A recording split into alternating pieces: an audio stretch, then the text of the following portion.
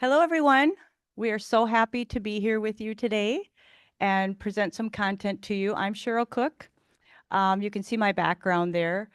I've I worked actively in education for 36 years and then was also doing this work and decided, you know what? I think I'm going to stop the full-time in district work and just focus on this work. So that's what I'm doing now and really, really enjoying that. I'm a lead trainer for the MRIP region, and I also train in the NRIP. And I am the one of the external coaches for our region as well. So I get out in schools still, which I really, really enjoy because I miss that. And I'm also a Swiss facilitator. I was an elementary school teacher. I was a PBIS coordinator. I was a coach. I did a lot of things, as you work long enough in the field and you end up just adding and adding and adding. So I'll let Michelle introduce herself. Good morning. Welcome, everyone. I'm Michelle Wackman. I'm a school psychologist. That's my full-time gig. What I do full-time is a school psychologist. I'm in elementary school in Roseville. It's where I've been my whole career. So my experience and my background is all elementary. So I'm sorry with people that are more high school based that my experience is elementary. I am also one of the lead trainers in the metro region and am a Swiss facilitator. So that's some of how I'm involved with PBIS, and I'm excited to be here and talk to you about some really practical strategies for the classroom. Yeah, so we know that kids spend most of their time in the classroom. So we really want to work hard at bringing PBIS into the classroom and tooling up our classroom teachers so they feel really clear on what they can do. They have a sense of competence, which will build their confidence. And that's when we're going to get to that consistent implementation of these practices that are really low burden, but really high impact. So let's jump in. We have a lot of content. We might skip some slides because we only have less than an hour. That's really, yes, we've been cutting and cutting and cutting, but still. Okay, so we're going to look at, how do we get these things put in place? And we really want people to know, first and foremost, why are we doing this? What is it that they're buying into as a classroom teacher? So we're going to look at those high support, low threat strategies. We're going to focus in on healthy, positive relationship strategies, and then really giving kids student agency and choice. We know that those are pathways to really help students feel comfortable in your classroom, really lower anxiety by increasing predictability, really have teachers feel the impact of that, of those strategies that they're implementing. So that's our goal. And we'll start with this because we have to make sure everybody knows PBIS is really adult facing work. When you become a PBIS school, you have to accept, and everybody has to know, this is not about changing kids. This is about changing adults through the practices that we choose to implement. So it really is that change in staff behavior comes through our practices. We choose high impact strategies. Evidence-based strategies is another word for that, right? But we know that they're going to work if you implement them well. Okay, so what is the purpose of universal support or tier 1? Why are we doing that, right? So we're going to just prevent difficulties from happening in the first place.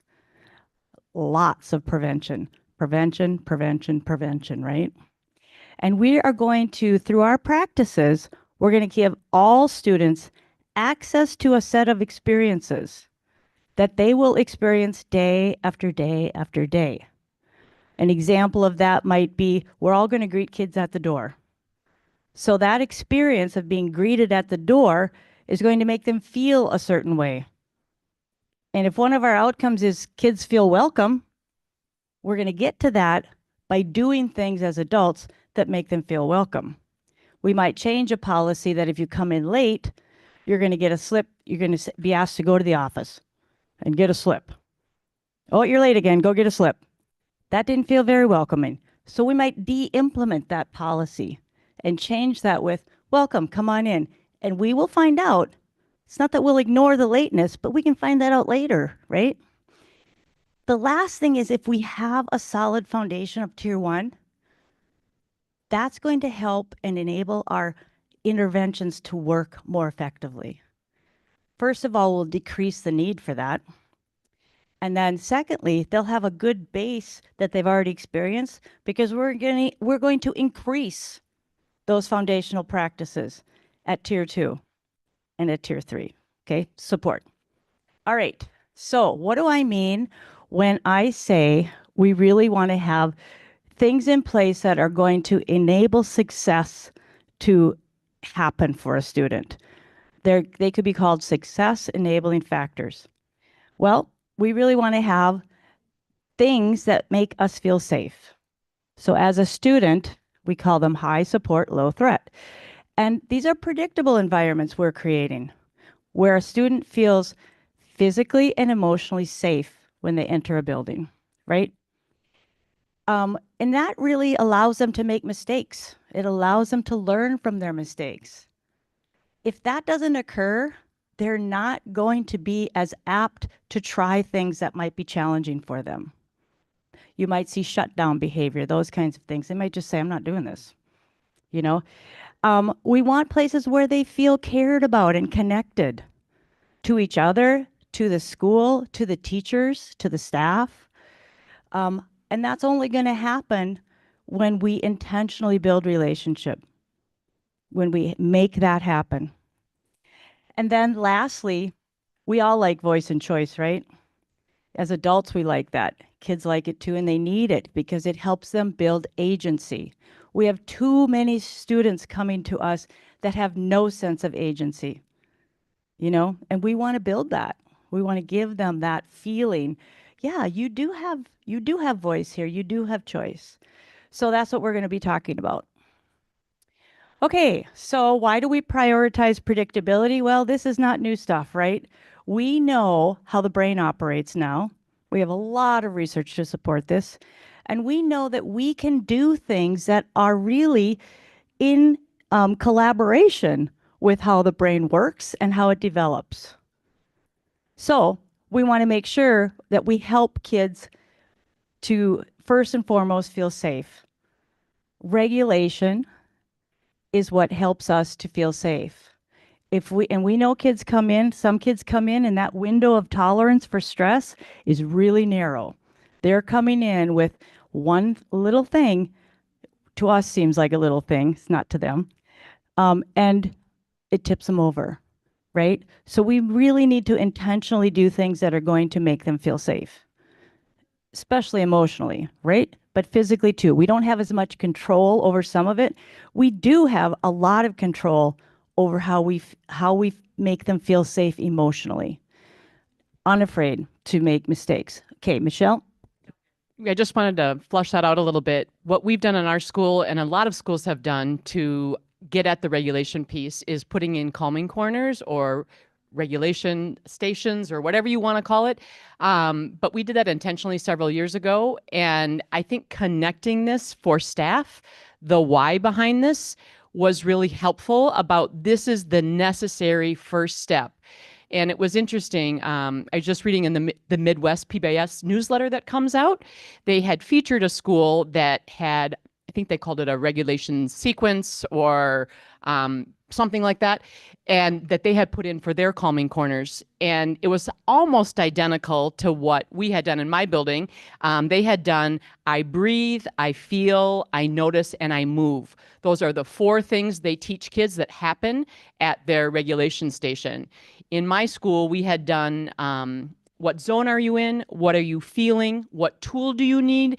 And an affirmation to end that time at the station before you go back to your desk. So that's, I think, connecting this, the why behind this for staff is really important and helpful. I agree, because if we don't understand this, if the adults, remember this is adult facing work, if we don't understand this, responding differently is going to be tough for people.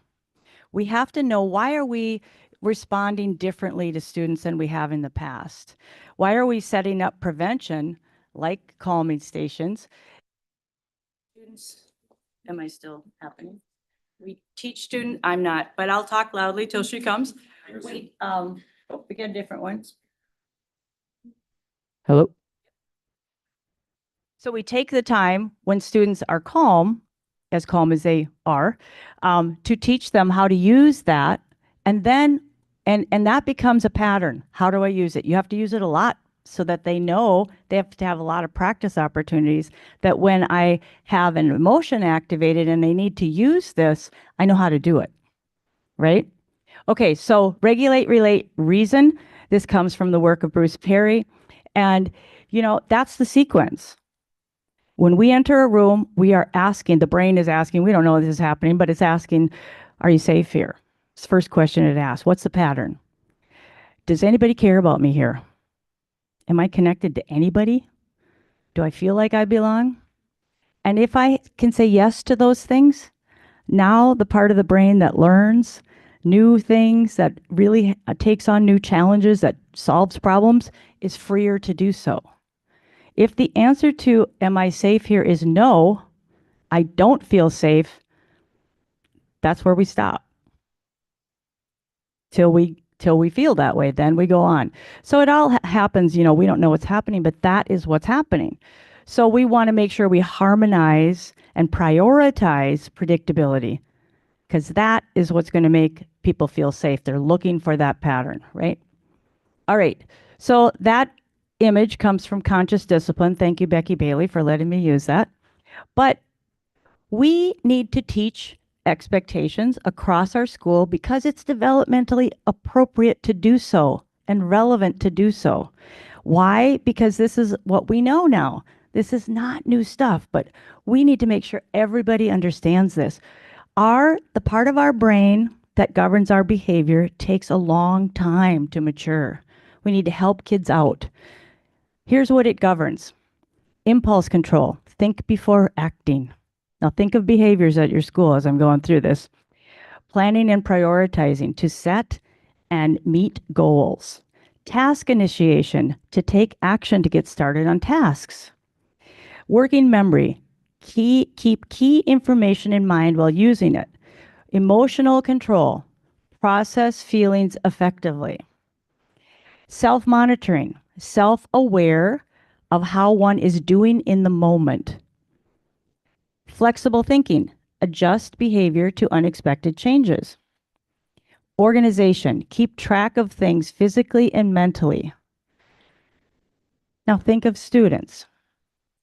Sometimes, I'm not saying you do this, sometimes adults will think they should know how to do this. I've already taught them how to do this. No, developmentally, that's not true. We'll show you in a minute, but what do you think? What's your guess? Yeah. Maybe not ever. Maybe. When are they more developed? That's possible. Yeah, that is possible. Yeah. 25. Mid-20s, yep. And guess what? You're right on. Now, that's the average. So what might delay the development of those executive functions? Trauma. What about neurodiversity? Disability? There are things that will delay the development of these. So even though they're coming in a big body at the high school level, and they look like they got it all together, I'm telling you, to navigate a high school takes so many of these executive skills. So many. We must help them out to navigate that school campus. So that's the one I show to high school people who think they should already know this. I shouldn't have to be doing this. I teach math. Nope, you teach the whole kid that walks through the door, right? Okay, so given the development of executive skills, they need our help. So think about that. I put this slide in here, but really direct, explicit instruction is the most proactive choice. We are being fair and equitable to children of all ages that come into our schools by teaching directly what we expect, okay? That's the bottom line for me. All right. Okay, so we're going to maximize predictability. Like I said, the brain is always looking for the pattern. What's the pattern here? We all do it. We don't know we're doing it, but we're all have a little low level of anxiety when we enter a space that we haven't been in before. Okay, where should I sit? What's going on? Some kids have a much higher level of anxiety as they're entering a room.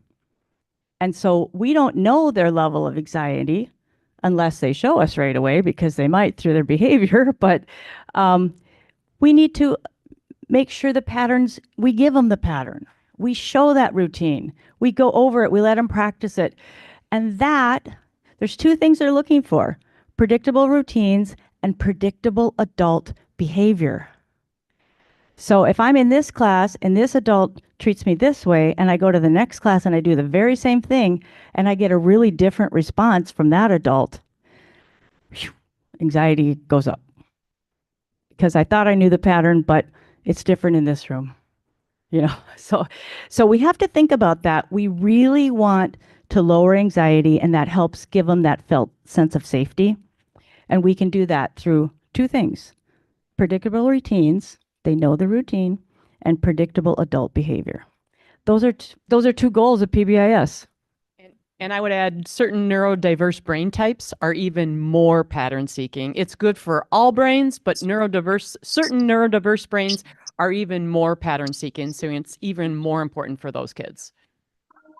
And and what many times, well, I won't go there because that's another topic. So anyway, here's what we want to do. We want to make sure that we are providing.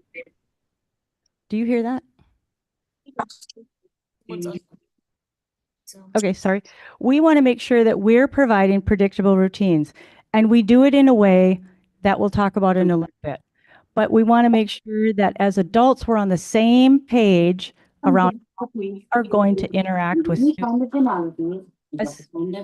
especially in our responses to when they have errors. We want to make sure we are presenting a collective front, right?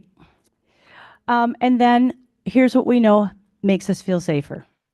And we just talked about all of those things. Okay.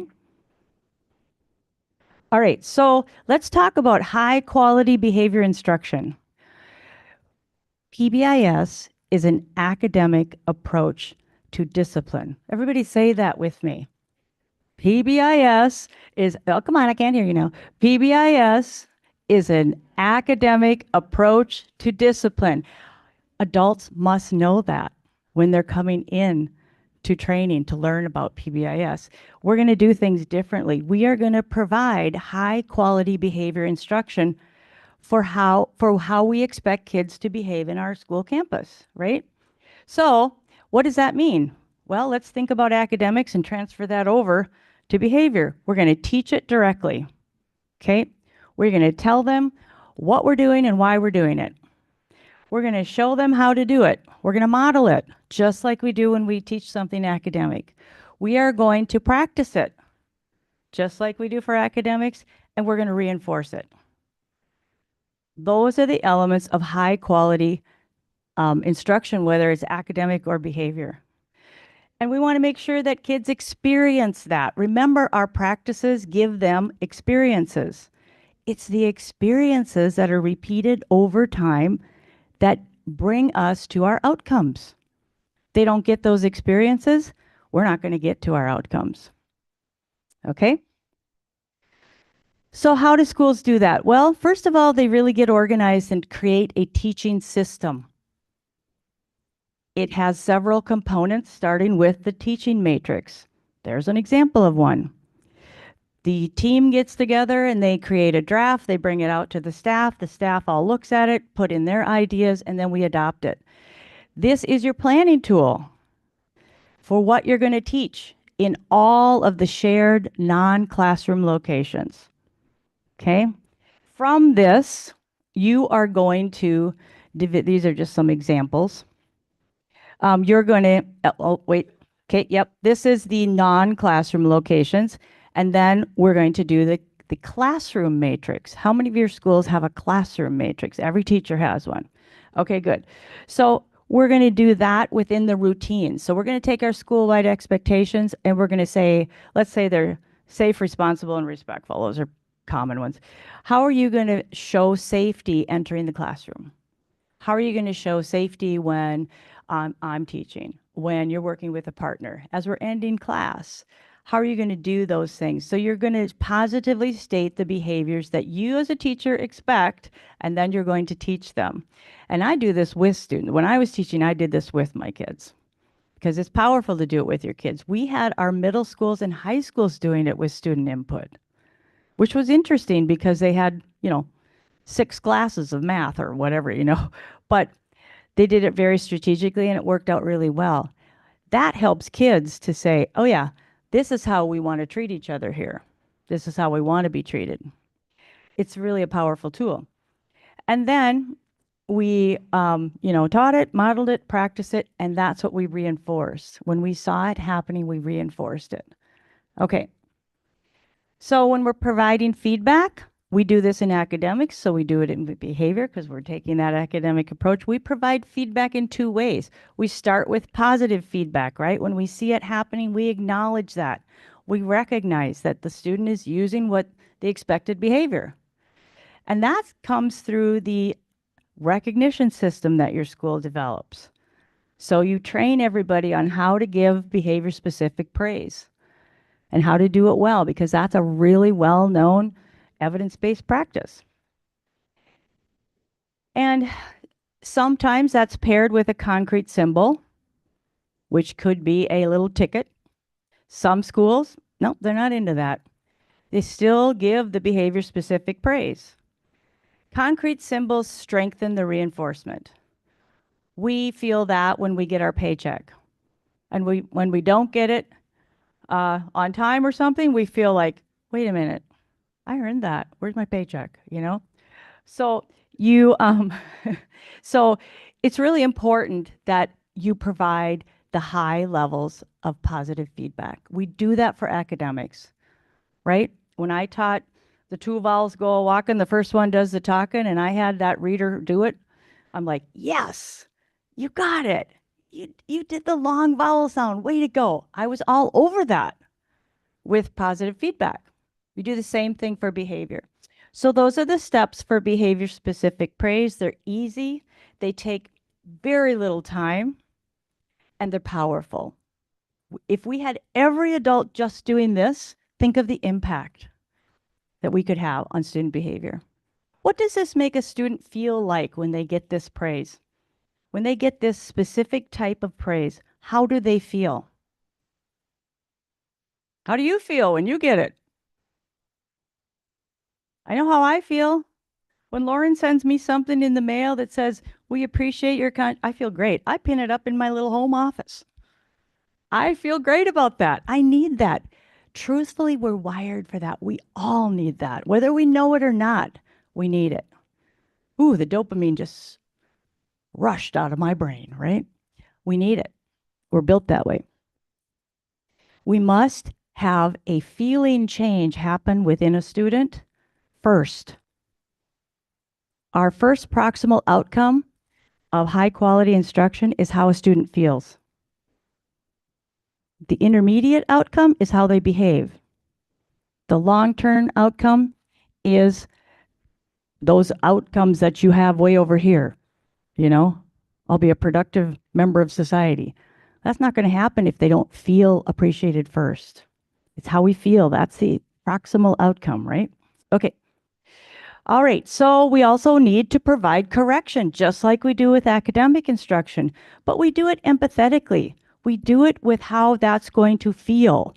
None of us like to receive corrective feedback in a way that is harsh and that is condemning, right? That we feel personally insulted by the correction, right? Students are the same way. We do it empathetically. So we make sure we're entering it calmly. That's why a lot of our flowcharts now, they will start with pause and breathe. Adult work, right? We have to enter this with our own emotion in check, with composure. That can be really hard. I taught for 28 years. That can be really hard. That kid just is on my last nerve, and I've got 32 other kids around. It can be hard, right? We are human beings too. Our emotions get activated. So first we have to know my emotions have been activated. I have to identify that emotion and I have to make sure that I am accessing my brilliance up here, my executive skills, right? That I'm not stuck in my emotional brain when I enter that correction. It doesn't take long once you learn how to do it. Pause and breathe, right? Okay. Okay, we're at half an hour, so I gotta go fast. Okay. Because you're the co-regulator in the room. The adults are the co-regulator. Do students follow our lead in that way? Oh yeah. You escalate, I'll guarantee you they will escalate too. You de-escalate, you calm yourself, they will calm too. You are the co-regulator. I love that quote from Bruce Perry. It's one of my very favorites. And it's so true. Yep. So we often say take the 90-second pause. 90 seconds is the amount of time it takes for your nervous system to calm down. Now, in most situations, do we have 90 seconds to correct a behavior? In most situations. Yes. Most be, oh, I'm dead now again. Most behaviors we are responding to are low-level behaviors. They're not high-level behaviors. They're not threat to safety behaviors. They're low-level. So we do have 90 seconds.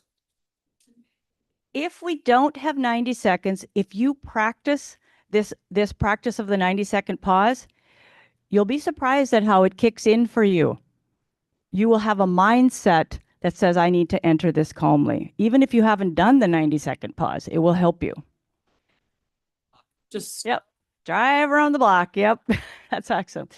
Okay, error correction with empathy. I just talked about that. You can use this evidence-based practice. Again, doesn't take you very long, but is respectful, right? It feels more respectful to a student. So I'm not going to go over that because I'm actually out of time already. Can we give you just 1 minute for this? I want you to stand up and with a partner, just share something about your thoughts as I'm talking. How could this information help you at your particular building, at your site? How could it help the adults? Remembering this is adult-facing work. All right, go ahead and find someone close to you. We'll give you 1 minute to just stand up, please. Do stand up, please, and talk to each other. We'll see who follows that stand up, please direction. I know. Taught for 24 years. Okay. My kids pause. Actually, I started from 12 minutes long? This was a big section. Yeah, that's yeah,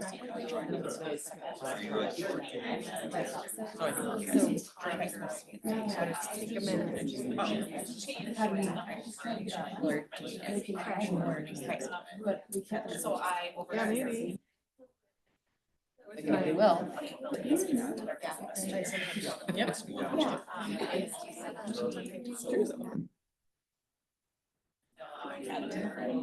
Just sit on my bed after. It's aggressive. Yes. Figure out a roommate. We're not dating. We can't expect to have a bedroom, so litter boxes.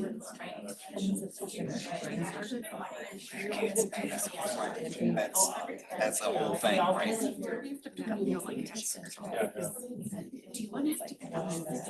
Okay, if you can hear my voice, clap once. If you can hear my voice, clap 4 times. All right, I'm going to ask you to end your conversation and sit back down.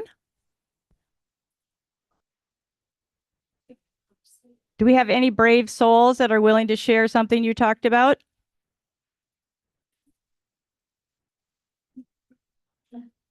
Notice my teacher wait time. Front and the back. Okay. Oh, I'm supposed to stay there. Okay, be super loud. Idea of the higher a kid goes, the lower that you have to go as an adult. And a lot of times you have to wait for the behavior to, to peter out, unless of course it's something that's really critical or really Safety. dangerous, but yeah, you just never goes well when you match a kid's energy. Nope, it never has a good outcome. Good point. Okay, I'm going to pass it over to Michelle now, and we're going to talk about ideas for fostering healthy relationship. Okay, so remember at the beginning, we talked about, we're going to go through 3 practices that for the classroom. One was specifically teaching behavior expectations, reinforcing those, correcting when there is not the behavior you want to see. The second piece that we're going to talk about is being intentional about fostering relationships. And I think you heard this morning when Nicholas Gage was talking about kids in schools where PBIS is done with fidelity, feel safer, feel more connected, feel more seen by adults. We've seen the research behind it. These are some concrete ways to do it, knowing that it's important. So, this is the basis of the work that we're doing. Clay Cook will call it the plate. It's not another thing we're putting on the plate. It is the plate that we're doing with kids. It's not enough in isolation just to build relationships. There's all those other components, but this is key to being able to help kids feel safe at school and achieve academically. It is the cornerstone of what we're doing. We know through some of the brain work that Cheryl already outlined the importance of when that limbic system is activated, kids feeling more connected, more willing to comply with teacher directions. And when we feel more connected, some things that connected. Oh, we lost this again. I don't know. Working on the other mic. Okay. Okay. You'll have to talk loud. Oh, it came back on. Maybe turning on and off works. But some ways that we know that kids feel more connected is if we know them by name, if we notice things that they do that are right, if they have ways to get help if they're struggling, and feeling like they're contributing to some greater good. I would argue that is true of staff in your building and any workplace. If I'm working somewhere and people know me and people acknowledge my work and I know how to get help if I'm struggling and I feel like I'm contributing, that is going to make me feel more connected. So that's not just about for kids. Cheryl's saying it's the number one reason people leave jobs, not feeling valued and seen and connected. Right. So, like I said in the beginning, just working on the relationship alone isn't enough. You also have to pair that with high expectations. We have seen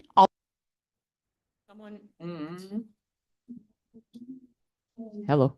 All of you maybe have seen someone that is very good at forming relationships with kids, but doesn't expect very much and doesn't correct behavior and doesn't have the high expectations. That's a little bit more chummy and a friendly relationship. That is not what we are after. We are after that top right quadrant where we have high expectations and we're going to be intentional about getting to know you as a kid. We also don't want the opposite, which is I'm not going to get to know you, but I'm going to have very high expectations for you. That's more authoritarian. We want to be in that quadrant of the high press and the high care. So some specific strategies. Most of these, almost all of these are evidence-based. I squeezed in one that I really liked and that some staff I know have used that isn't evidence-based, but most of these are evidence-based. The first one is positive greetings at the door plus one more. Heard this? There's a lot of research behind this. It's a very simple strategy, but literally being at the door, and we do this in my building in different ways. Myself and the music teacher stand at the front door. We've got our principal and our behavior coach at another door, greeting kids off the bus. We greet the kids at our parent drop-off kids. That's when they enter the building. That's one greeting. And then there's another one when you get to your classroom and your teacher's at the threshold of their door greeting you. It's using their name. It's making eye contact. Sometimes it's giving kids a choice of if they want a handshake or a high five or a hug. That's with elementary kids. But it's really acknowledging them. The important piece of this is the one more. And this is where I've seen when teachers say the positive greetings at the door doesn't work, or my kids go crazy in the classroom if I'm not in the classroom when they're in there. It's because the structure isn't in place of what happens.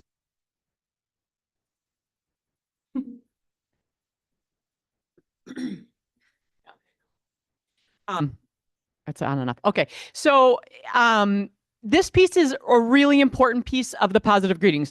I even need this when I'm at the front door so kids know if they are supposed to go directly to breakfast, which some of our kids do go directly to breakfast versus to their coat hook first. So knowing this structure of what happens in your classroom is really important to making the positive greetings work. And then you can see what's happening in the hall and greet them, and also what's happening in the classroom. And it needs to be taught and practiced. So this 1+1 more piece is a really important part of it. Another piece that's lots of teachers use is some structure to how their class starts and how their class ends. It's like the first 5 and the last 5, and having some routines and some relationship pieces and routines around this. And here's some examples here. This is hard. Should I just keep turning it on off or put it down? I'm messaging our events coordinator. We're trying to get this replaced, so sorry. Okay. We're okay. Is it for Zoom people or for you people or for accessibility? Okay. I'll keep trying to turn it on and off. I don't know if that's more annoying or helpful. But lots of teachers will use a morning meeting as a format to start their day, or some sort of a circle activity to start their day. In the SEL playbook, which is Castle's playbook, they give you some ways to start the optimistic. Now that's optimistic closure, but the welcoming that you can do with your class is in that signature playbook of things you can do. There's also things you can do to end your lesson or the end of the day with your kids. Yeah. So we give you all this. Remember, we're looking at tier 1 for classroom, right? So together, your school would decide, are we all going to do morning meeting? Are we all going to do community building circles? We want consistency across. Sure. Sorry. Like every teacher would pick one of these and do what they want. Now it's not turning on. I think it may. Oh, there we go. So remember, when we give choices, it means as a school collectively, you decide what are we going to do, adults across our school setting. And then some structured ways to end the class. It might be, clear versus cloudy. What's clear from the lesson, what's still not clear from the lesson, or a stoplight, or some other way that you are closing your lesson. But it creates that predictability for kids, and you also can build in a relationship piece of that as well. How are you feeling at the end of this lesson? How are you feeling at the end of the school day? So ways to build that in. School level? Yes. Because remember I said all those executive skills they're trying to use to transition from class to class? If they know that first 5 and last 5 there's going to be something happening, that really lowers their anxiety. We can, high school students. Sorry. Here's another activity that was mentioned in the cultural responsive field guide is art mapping. But just creating some sort of a visual for kids to capture what matters to them. And you can color code it different ways. You can scale it down for younger kids and do pictures. But things that are important to me, people that are important to me, places that are important to me. And then you can share this with your group. You could share it in Circle. You can have it posted, but different ways for kids to get to know each other and you to get to know the kids in your classroom. This is the one, this is not research-based, but I have seen this, and it comes from a teacher out of Denver, but she did the prompt, "I wish my teacher knew." And we do have a couple grades in our building that do that at the beginning of their day. They have slips on their desks, something I want you to know about my morning, or something that's on my mind right now. It's a little bit of a version of this, but I wish my teacher knew this. This is something just for the teacher. It's not something you're going to share with the kids with each other, but important for the teacher to know. And things that have come out in this is, I want my teacher to know my grandpa died this summer. I want my teacher to know that my parents are getting divorced. Important things that you wouldn't necessarily find out another way, but it's just a really simple prompt and could be done just as a journal entry. Circle of me or story circles are other ways to get to know kids. And again, you can do that visually with pictures for younger kids. The one on the right is a more elaborate story circle, getting at what pronouns do you want to use? Who's someone in your family that knows you best? What's a favorite place that's important to you? That would be for the adult to know. And it wouldn't be something necessarily that you would share to have kids be honest about that. But another way to get to know, a structured way to get to know kids. Something that we've done in my building this past year is relationship mapping. And that's taking all the kids in your building and looking at, do you know them or not? And having staff put a dot if they know them. And we had a specific rubric of what knowing or having a relationship with a kid meant. And then looking to see who doesn't have any dots. This was really interesting for us, and it tied with our SIP goal. We had a relationship SIP goal, and this was one of the things that we tied to it. Our hard, challenging kids in the building, did staff know them? Oh, they had so many dots next to their name. They had a special education teacher, they had the principal, they had the assistant principal, they had the music teacher. Everybody knew challenging kids. Any guesses of a very clear pattern of who we were missing and kids that did not have dots in our building? Any guesses? Quiet kids, maybe. More specifically, Introverted girls, a chat says. what girls that what? Introverted girls. Oh, that's a good guess. Any other guesses? Quiet kids, introverted girls. You said kids that are following the directions or following what they're supposed to, expectations. Yep. Who we were missing across the board, our trend, Asian students, boys and girls, that didn't receive MLL services. Those are kids that we didn't know. That was really informative for us, and we're going to do some things differently now. And we did do things differently now that we knew that last year, but it was a common trend across the building. So one strategy. Another strategy is 2x10 relationship building. And again, some of these seem simple, but when you do them with intentionality, they're very powerful. But having a 2-minute conversation with a student over 10 days. And important to not talk about just school things and really get into what's happening outside of school, some of the kids' interests, things like that. There's some links on some of these about how to do it more specifically. But it's a great strategy for a kid that you're struggling with that you might need to get to know better, and a kind of a structured way to get to know. And 214, I gotta really go. Okay, another way is, this is Clay Cook's work of EMR, Establish, Maintain, Restore. We paired this in my building this past year with the relationship mapping. Classroom teachers did EMR, people that weren't classroom teachers did relationship mapping, and we paired those together and did a lot of PD around ways to foster relationships with kids. This is also really powerful, really informative. Our staff really enjoyed this, and paired with the relationship mapping, we had a lot of really good feedback. We do not have time for this, and I'm going to pass it to our third practice that you're going to go over.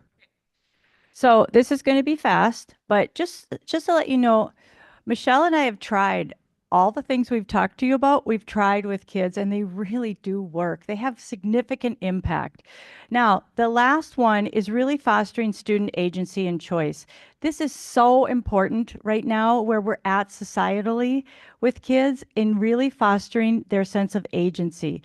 A lot of students are coming into our schools with a sense of hopelessness, honestly.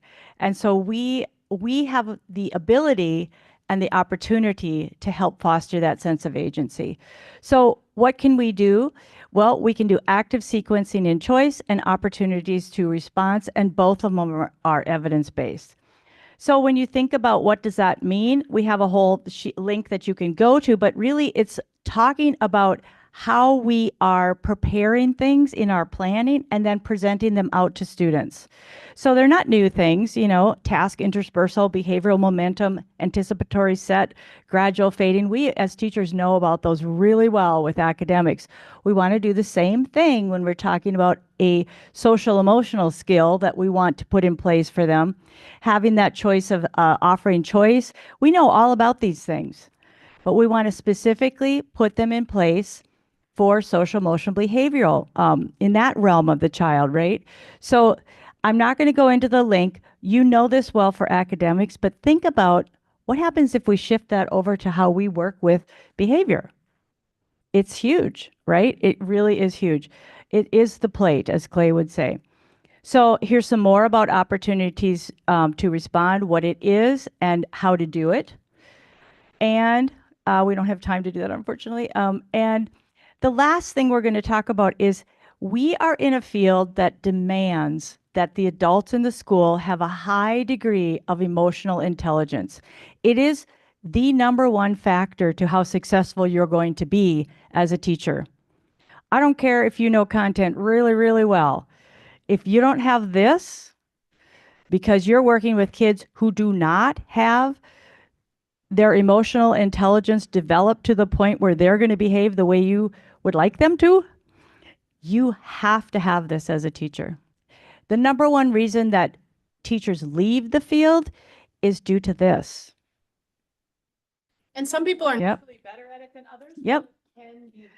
You can We strategies to learn and improve Right, it. we can build our own emotional intelligence. So think about that, and there is a nice article around that. And then our final words is really be intentional about what kids and students experience at school. We are in the driver's seat that way as the adults in the building. We can be intentional. We can get ourselves in the same boat, rowing in the same direction, so that kids benefit from what we are implementing. If we are not collective about the practices we have that we haven't prioritized our practices and everybody's just doing their own thing, kids can't benefit from things they don't receive, right? So we have to make sure what they're receiving is intentionally what they need. And we're doing it collectively. And we have success story after success story with schools that have done that. That's why PBIS is still here. I mean, what, 1980 it was developed? That's a long time. It's because schools have prioritized their practices. They have developed systems to really help staff implement those practices well. They use data to see if they're implementing with fidelity and if it's impacting students. So they're using those elements of PBIS effectively. All right. There it is. All staff delivered, prioritized practices daily and consistently. That's how kids get those experiences, right? All right, so we have some resources for you, and we want to thank our MDE partners. We want to thank our regional partners. We want to thank the schools that have shown us what they're doing that's worked. We have a lot of things that we are grateful for, especially in our great state of Minnesota. Right? Yeah. Okay, so thank you. Be kind, do good, and persevere. The school year is right around the corner, right? Thanks, everybody. Well, funny, you're right on the money. We did it. 12:20. Funny, exactly. Exactly.